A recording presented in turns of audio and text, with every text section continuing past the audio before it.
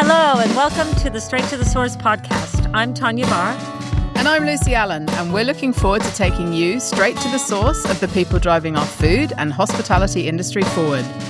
Today we are joined by Chef Amber Doig from the Applejack Group, an incredible story of a 17-year-old that left New Zealand for Sydney with a dream of becoming a chef. Then she traveled to New York City in 2015 to train under one of the most inventive minds in Mexican cooking.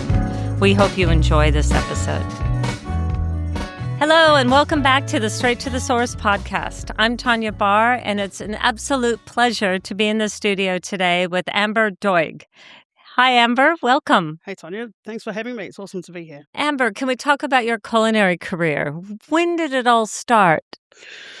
Oh, gosh. Well, now that I'm getting so old, it's hard to draw my mind all the way back. I suppose it's always kind of been in the blood a little bit. Mum was a chef when I was growing up. Where did you grow up? I grew up in Christchurch in New Zealand, Ōtautahi in New Zealand. Yeah. So Mum was a cook while I was growing up. She trained when she was a teenager and while she was pregnant with me. And even after having me, she continued to cook. So it's kind of in the blood a little bit and part of our family dynamic, like everyone's, you know. Mm-hmm. So events. Food weddings. is your love language. It is, yeah. Sometimes I'm a bit hesitant to say so, but yeah, it's definitely ingrained and intrinsic at this point. And yeah, showing hospitality is always a very, it's a passion of ours, especially being Māori or being, from our side of the world, like the way we treat our guests as king. So being able to cook for them, take care of them, do all the things to make them feel good before sending them on their way. It's, we speak of it as a privilege. So, yeah, I'm happy to be able to share that. But yeah, here in Australia now, so it's cool. Well, do you remember how old you were and where you were when you prepared your first dish for your friends or your family and how that made you feel? I think, being my mum was a single mum, maybe when I was about 10 years old, around there. So weekends, if I wasn't with my dad, I'd go to work with mum. And she was working for events at the time. So I would get to, a bit of, young work experience, I suppose we can call it that. Free labour. Free labour, that's right, as a 10-year-old. But no, to keep me busy and to keep me entertained. I always loved being in the kitchen, whether it be buttering bread or chopping, learning to use a knife at that age type of thing. So yeah, making lunch boxes for events or helping with, anywhere that I couldn't get myself in trouble, I suppose. But yeah, in regards to cooking a dish, probably like most Australian or New Zealand kids, would be making spaghetti bolognese or nachos or, those kind of homely staples, that'd be probably my first foray into the chefing and cooking and things like that. So for myself. So those relationships really played a role before you even set foot in a professional kitchen then? Yeah, I think so. I knew kind of by high school that it was something I wanted to pursue a bit further as a profession. So I did look into it more when I was about 15 or 16 into potentially doing an apprenticeship or starting what was called Polytechnic back in Christchurch in the day. It was like the trade school for that, hospitality school. Strangely enough, I was pretty, for the most part, intelligent at school, but maybe not as focused as I should have been. So some of my marks went on par, and apparently at that time you needed at least a B in English and mathematics to do the chef's course. Oh, is that right? At our Polytech at the time. So I was a bit, I applied and was denied. I was allowed to do it if I worked in the industry and do it as an accompaniment, but not just to go straight in and do full out school. So it kind of annoyed me a little bit being a young person because I was really passionate about it. So I decided to contribute to the New Zealand brain drain, and I spoke with my family in Australia and decided to make the move to come here at 17. You were 17 when 17. You moved here? Yeah. And so did you have other family in Australia? Yeah, two of my mum's sisters and my grandmother, grandmother on both sides, lived in Australia. three of which in Sydney. So, Were you excited? Were you terrified? a mixture of both for sure. Yeah? Like, all you know is where you're from and the people you're around. But I was very driven and excited to travel at a young age. So, yeah, and my family here were really supportive, and my family in New Zealand as well. So I had nothing but support and love I kind of always thought that I could achieve whatever I wanted, which was a nice way to be brought up. Absolutely. Like, not everyone has that. So, yeah, wide-eyed and bushy-tailed, jumped on the plane in early 2001 and came to Sydney. And did you go to culinary school in Sydney, or did you just start working at restaurants and work your way up that way? I'm not sure if the organisation is around anymore, but I found it was called the HTN, or the Hospitality Training Network. Oh, yes. Yeah, they were based in Roseville. So I went and signed up with them, told them everything I just told you, and they got me job interviews and helped me with the process. And the way that worked, correct me if I'm wrong, is you would go into a venue and then you would have a logbook and you would be mentored by the chefs in the venue. Is that right? Yeah, pretty much. Yeah. So it was just they were an organisation that supported apprentices getting into roles and made sure everything was above board and made sure school was helped sorted for you and to navigate the ins and outs of, starting an apprenticeship. So, yeah, I worked at one of my first successful interview. I did a few trials here and there, stuck in the corner peeling onions and the like, as we all can probably We've all relate been there. to. Or broad beans or whatever. That's right. So, yeah, I ended up at a cafe in Roselle called the Coffee Bean Cafe, and my first head chef was a gentleman named Christopher Mitchell, who I got along with from word go. And, yeah, so I worked full-time for them and would go to school go to TAFE 1 day per week. So I went to TAFE at East Sydney, which is, I think, fashion school now, art school. Yeah, so that was how it all started here in Sydney. So now if we fast forward a bit, was there another point during that time that you were itching to travel? Or how did that come to be? Because you ended up in New York. So can you walk us through how that happened? Okay, so through my mother, I had a passion for food, but through my father, I had a passion for New York. So we used to watch Sopranos growing up. Do you know what I mean? We had a fake 9mm, watching this thing, like books on photography of New York, history, the seedy stuff and the positive, like everything. So there was this kind of side-by-side passion happening due to both my parents.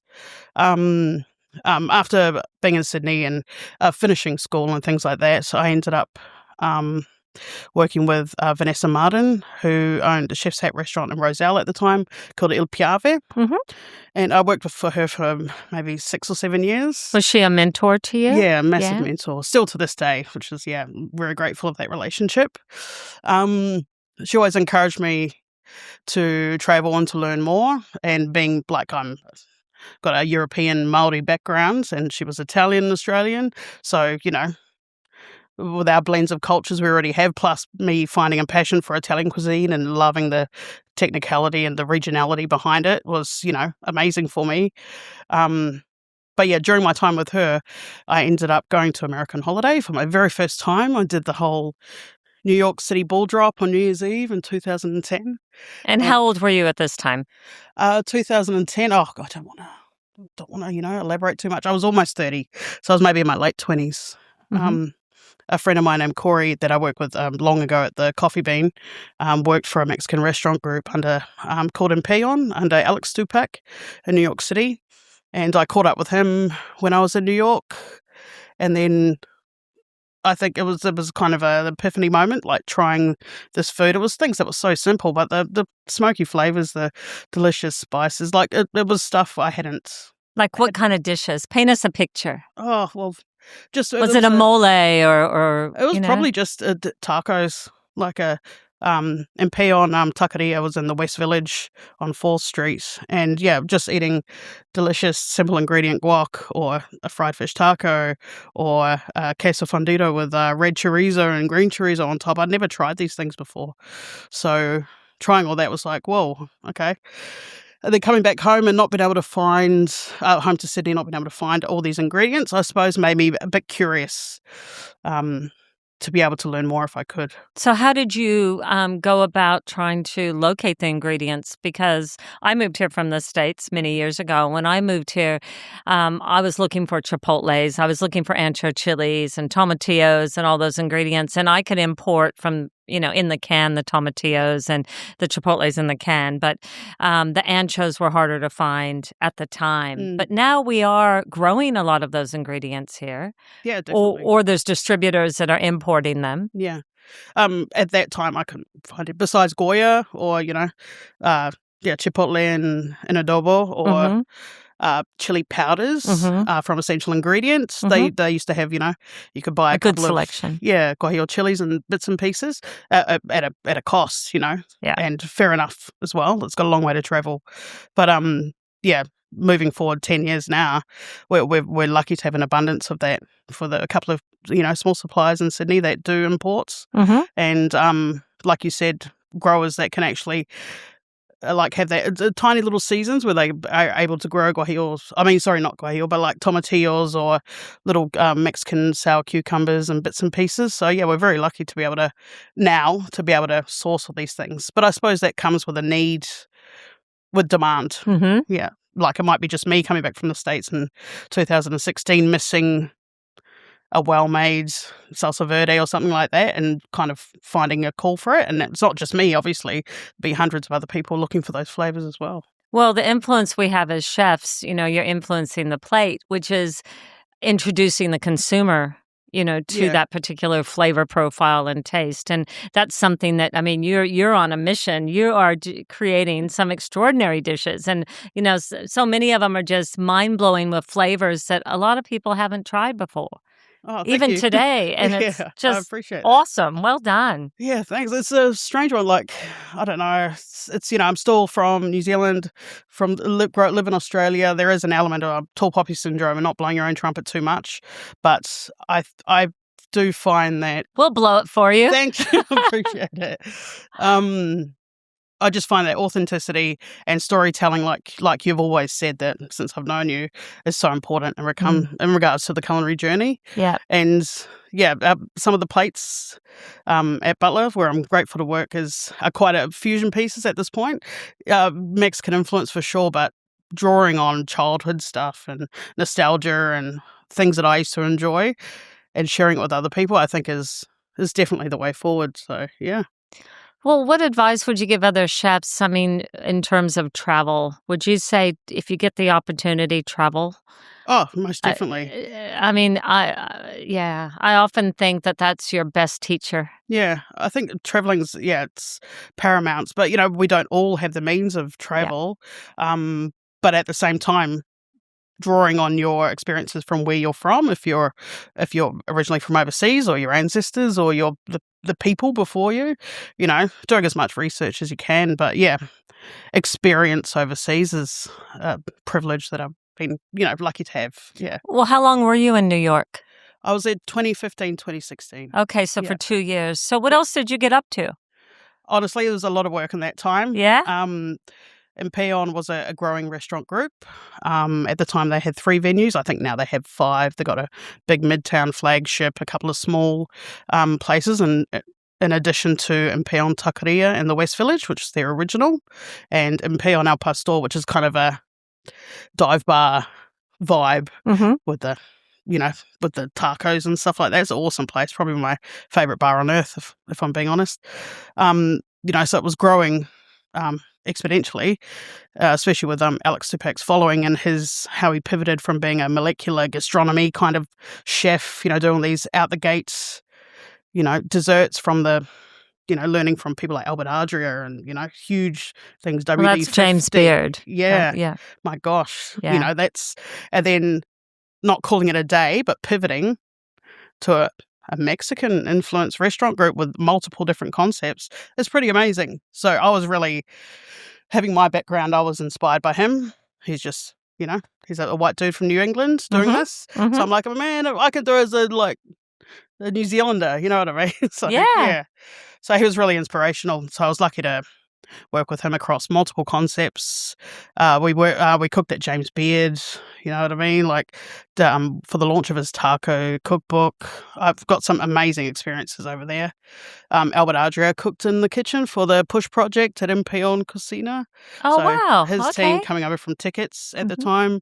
So yeah, all these experiences, culminated in just like it was just a huge thing. What about the work culture? Did you find that the hospitality industry in New York was very similar to the hospitality industry here in Sydney, or do you think their work ethic is a little different or the same? A lot of similarities, but everything's just elevated. Mm. Like runners, bartenders, people that you don't expect to know every dish inside and out. Like, yeah, maybe I wasn't quite used to that. Like you picture on the runners area where they do their side work and polish the cutlery and bits and Mhm. pieces. There's pictures of food critics, pictures of chefs, celebrities that are usual regulars. Like they're always being aware of what can happen, Mhm. and the level is just so high. I'm not saying Sydney isn't, but there's it was mind-blowing 10 years ago to see the in-depth knowledge by people that weren't necessarily chefs or managers or head chefs or sous chefs. Mhm. Yeah, everybody in the cycle of the business had a really strong knowledge of the little things that count. Yeah. Like, there's always the story about is it 11 Madison Uh-huh. Square, and they talk about the guest that really wanted a hot dog, and the guy goes out and finds a hot dog for this guest, and it refines it and makes it, of course, their own thing, but it blows their minds. I do see. I haven't heard this story. I don't want to butcher it. Okay. But I've been told that a guest wanted a New York hot dog. It's the one thing they hadn't had since they'd been in New York. Yep. And they were just about to leave. That was their last dinner. They're going to the airport. So a waiter, I believe, or the manager goes out and gets all the ingredients. Or Wouldn't gets have to a go hot far, dog. probably. No, Just down just to the corner. Yeah. Yeah. And probably just down to Flatiron or something just real nearby, and then comes back and does a 11 Madison version of that, and it makes their day, week, month, year. Mhm. Like those kind of small experiences. Now, this wasn't when they were guests. vegetarian, though, was it? Yeah, absolutely not. This was before that. Yeah. Can you imagine? Yeah, that's right. But yeah, well, But that's service, isn't it? that's That's right. hospitality. Yes. And hearing that story and then seeing it kind of in action in venues I worked in it was really inspiring. We can kind of now on TV and social media and the like see behind the scenes in restaurants or cafes or special events, and you can but everyone's kind of glorifying the stress and the boiling point stuff that, Yep. that is part of that, but it's Yeah. not the only part of it. Yeah. And, stress and pressure, creates diamonds, as they say, but at the same time, I believe, like, so does warm culture and nurturing and a bit of empathy as well. Mhm. So, there's a room for all those emotions, but yeah, I don't know. Well, I read once that you mentioned that New York was a big wake-up call for your ego. Yeah, it was humbling, for And- sure. And how so? Oh, I think, I was around 30. I'd been cooking for 10 years-ish, and I thought I knew a lot. And then I got there and I realized I didn't know as much as I knew, you know what I mean? So I had the work ethic, I had all those kind of things that are important to get the job done and to be looked upon fondly. But yeah, I think my knowledge was nowhere up to par for myself. And working with these amazing chefs from all different levels, from different countries, and seeing what they could achieve in regards to speed and precision and technicality, and still throwing in banter and laughs and knuckling down and focusing, and not having to spend half an hour dissecting a recipe. It was like, okay, so I need to whip myself into shape, and I think I did, because by the end of it I was I felt really comfortable where I was at. And then by the Yeah. time you came back to Australia, did you feel like reignited and inspired? Now I'm going to find all these ingredients. I'm going to change, you just put all those tools in your toolbox that you collected in New York yeah, and definitely. the people you met. And, Yeah. Yeah. No, it was awesome. It was a priceless experience, and I'm so grateful to have had the opportunity to do so. But yeah, coming back to Sydney was like, all right, like, let's go. I didn't know how I was going to do it, but I was just someone that just came back with some experience, with all this learned experience and lived, knowledge. So I was just like, okay, this is what I like.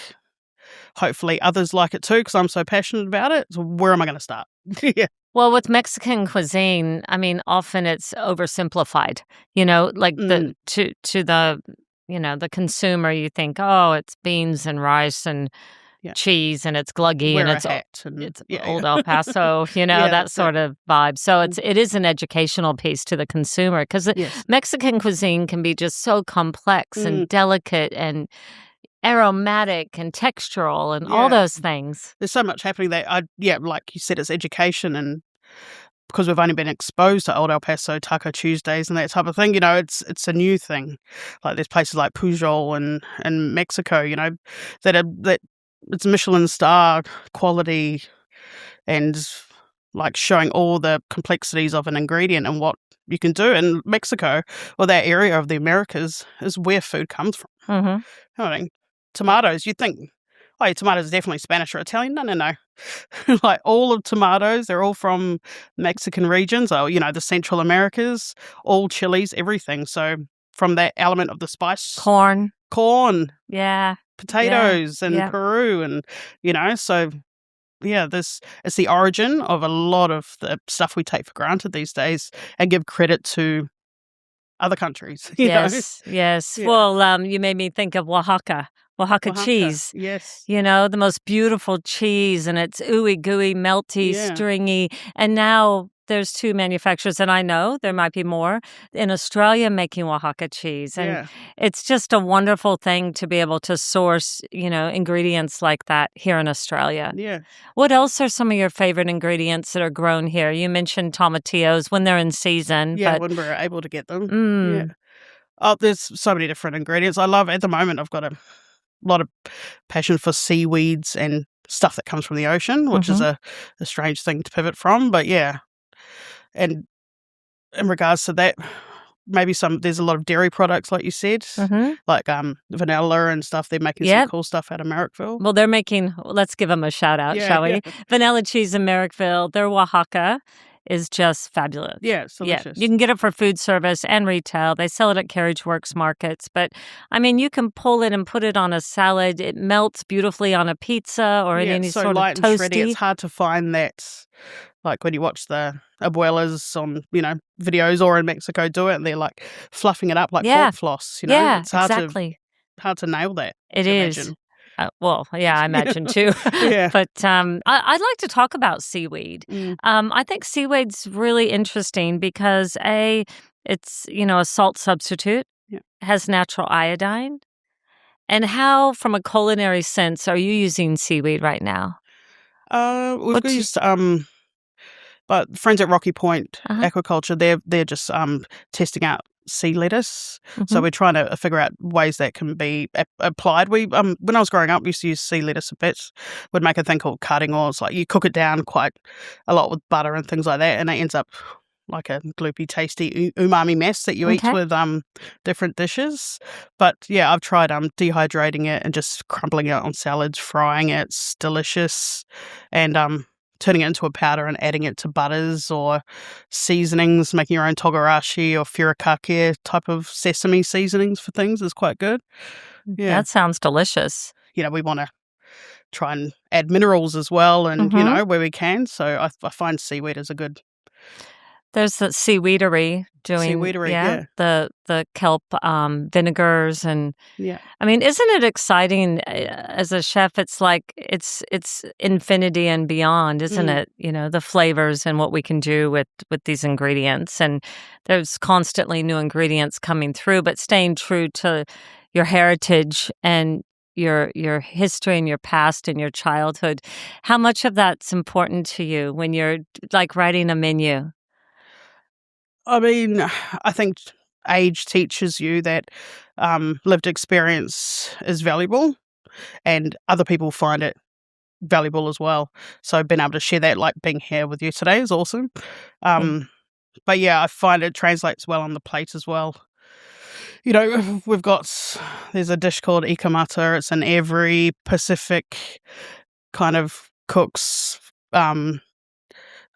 like arsenal, and it's literally just a raw fish or a ceviche, usually with coconut cream or milk or vegetable or herbs or whatever you have on hand. In New Zealand, we don't have coconuts; it's too cold. Yeah, But we still borrow the inspiration from the Pacific countries, from the warmer climes. So I've got a version of that on my menu at the moment. Snapper with coconuts and a ceviche, a little bit of sumac as well. Again, another fusion element, but it brings tartness as you would. Davidson plum would be a nice replacement for that as well. So I think we always try, and when we create a dish, that you have the balances of salty, sweet, umami, tartness, all that. We can find different ways to do it from different people's cuisine. It doesn't always have to be just lemons and salt and MSG, which is great as well, but there's ways to add flavour from cross culinary applications as well. So the Applejack Group is, a very recognized Sydney hospitality group. I don't know how many venues they have now. I think now with Opera Bar, it's 13 venues. 13 venues. And you've been with them 8 years? Yeah, for my life with at the Butler. Yep. So almost 10 years now. And with your role, do you move around or with Applejack, and do you do special events or anything like that? Yeah. I've helped with a lot of new openings. Help support Patrick with Patrick Freeson is our director of culinary. I help him with a bit of like menu development here and there, or helping with they like to pull in all the minds for new launches. So we've got the best of the best, getting them off to a good start. So, well, you recently acquired the Opera Bar, as you just said. It's a good one. Yeah. So the Opera Bar and House Canteen. Yes. Yeah. So what's on the menu now? I haven't been down there for a while. Oh, just Has really, it changed? Yeah, it's definitely changed a little bit. There's a lot of the staples that, of course, tourists and people that come down to that iconic venue, they want. You need a burger. Their oysters, their fish and chips, their burgers. But we've really leaned into. Well, Patrick's really leaned into local businesses and the things that make Sydney delicious. So there's Vietnamese influences in there. We've got some of the best banh mi, the best brokered rice in the outside of Vietnam. So we're just leaning into what other people do really well. The falafel's made from butter falafel. That's nice. It's telling that Sydney story. Yeah, that's it. And supporting smaller producers. Yes, that's right. Because it's an amazing platform. We've got fermentalist hot sauce, the habanero hot sauce being served with the oysters. Just recently came back from Merimbula, meeting a couple of oyster farmers down there. Because as you can imagine, Sydney Rock oysters are as iconic as the Opera House, so... A glass of bubbles, some oysters sitting there. That's looking. right. Yeah, it's hard to go past that. Yeah. It's such a good platform. It is a great platform, and what I love about that location is there is the opportunity to provide an experience for everyone. There is something for everyone. Yeah, I think so. And we Sydney is a tourist destination, cruise ships, everything that comes. There's thousands of people coming through this city every day, and a lot of them go past the Opera House or the Opera Bar. But we're about wanting to bring the locals back as well. Because most of us that live here would be like, okay, old auntie's coming over from Oregon, we better take it down the Opera Bar. That's it. Have some oysters, have a look at sunset over the bridge, so we want more of that. It's not just about the transients. We learned from COVID that travel can be stopped in a minute. So we really need to focus on our locals and, using locally sourced produce. And thank you for your knowledge in that regard. It helps us be able to, showcase a bit more and keep it as close to home and to share with those that come from overseas as well. We want to all survive in this climate as best we can. We've got to pivot here and there, but, it can be done if we support each other, I think. Yeah. And Australia, we're growing some of the best produce in the world. Our olive oil production, our truffles, we're coming into truffle season now. And, it's exciting to be part of it, don't you think? Yeah, I remember like maybe 10 to 15 years ago, we could buy French truffles or you could buy a little bit from Tasmania, but there wasn't really a lot happening in New South Wales or WA, but now it's like... We're the fourth largest producer of truffles, Perigord truffles, in the world. Yeah. Isn't that extraordinary? And premium. Yeah. Yeah. Some delicious ones. Yes, Yeah. yes. I think we're going to have a bumper crop. We've actually been talking to some truffle farmers, and we can talk about that offline. But there's some amazing. truffle hunts coming up too. Oh, good fun. Okay, so I'm curious about social media. As a chef developing these menus, and how important is social media? And do you ever design a dish for social media? To be completely honest, I'm pretty lazy with social media. I've got lovely, amazing people around me that, with Applejack, the marketing team, and our social media, digital marketing people, that are really full of ideas and, put in the proper work to make videos and things like that. I'm getting there. I'm trying to be better at it, but I'm just not as consistent because, You've got other things to do. Yeah. Yeah. But I think it's super important, and it's a way that everybody can access information quite quickly. And in regards to have I created a dish especially for social media, not intentionally, but I do believe assembling something where people can see that's brightly full of colours, seeing the process of slicing a fish, and it's not just closing the disconnect between a chef making a dish and the dish that ends up on your table. I suppose I find is quite cool. Kind of behind the scenes action. Yeah, behind the scenes, yeah. Like with the Sydney Fish Markets showcase that we saw each other at recently. Yeah. It was cool. Chefs like Jace Roberts and Paul Farag are all mucking around with these underutilized fish and, having to pivot as things are available or not, depending on what happens at sea or, you know, and what turns up on the day. So the kind of unknown is fun in that regard. Well, that tasty, especially to make a video. Yeah. Yeah. Well, that tasty little morsel you made with the La Tortilla corn chip, it was like a guacamole with sea urchin. Yeah. That was so good. They were so kind to me. I got kina as one of my, species, and it couldn't be any kinder. We guzzle them down in New Zealand. You know what I mean? We really try our hardest to utilize this invasive species. So we gobble them down. So. And because it's a delicacy as well, everyone was visiting my station. I ended up. I know. I was gobbling them down. Yeah, it was delicious, perfect combo, and I would never have thought of that. Actually, all praise due to Alex Stupak. We did. I think it was 2015. It was Grant Ackett's Chef's Table launch for the Netflix series at Empellón, Adrià, and I was on a little guac station. Doing little boats of guac, like made to order type of thing with sea urchin on top. So, I always knew that was a delicious combo because I was, all my family and that, they guzzle them. They love kina. But I had never really tried it.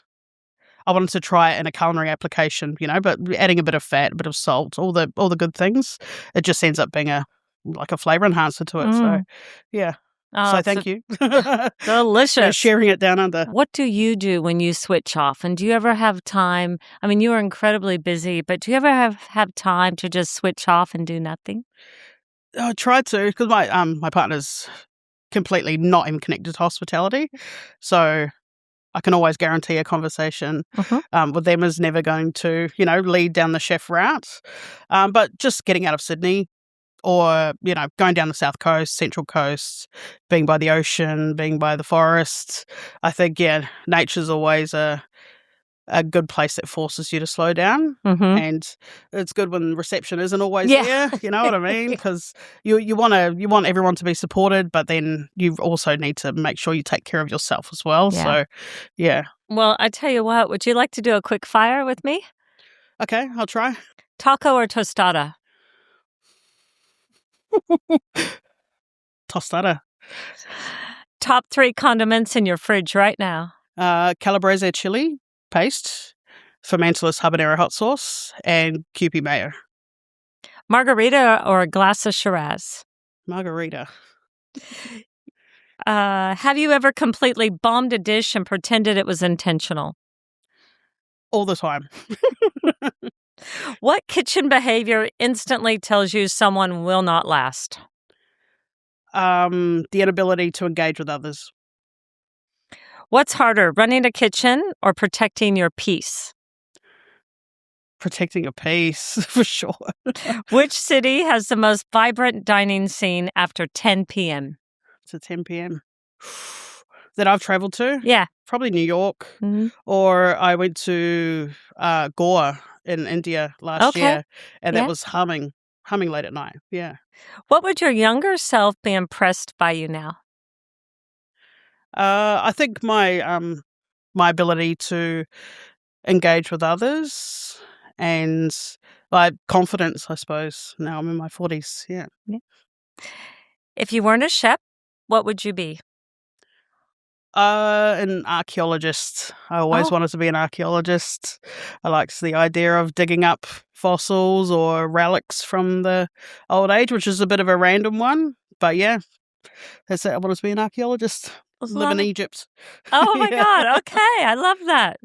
Which matters more in a kitchen, talent or attitude? Attitude.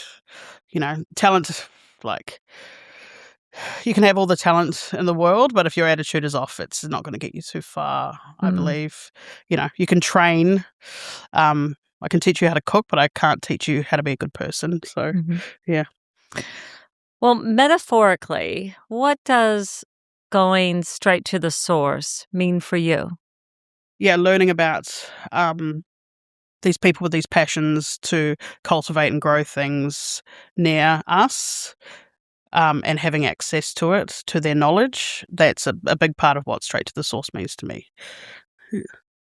I love that. I love that. It's quite emotive, isn't it? Just understanding where your food comes from, or where your clothes come from, or That's it. It's so much bigger than one thing, but sometimes becomes overwhelming for us to ingest and want to do the best we can. So if we could just start with baby steps, whether it be knowing where our seaweed comes from, or these mad cheese makers, artisans in Marrickville. You know what I mean? There's a lot on our doorstep. We don't have to travel too far. That's it. Yeah. Well, Amber, thank you. Thank you for it's been so much fun and so nice spending time with you. Yeah. And we're not amongst lucky. the chaos of, an activity or an event or anything like that. And I think you're absolutely amazing. Keep doing all the great stuff you're doing. Thank you. The feeling's mutual. Like, honestly, learning what I've learned from about different suppliers and products from you, just your innate passion in regards to it, and been able to communicate to chefs and to the broader public the ins and outs of that thing, whatever that thing may be. It's infectious in a non-weird way. But the passion is, definitely infectious. So thank you. Thanks for listening in. We really hope you enjoyed the conversation. We would be keen to hear from you. If you have a story to share or a topic that we should dive into, drop us a line. We always love hearing from you.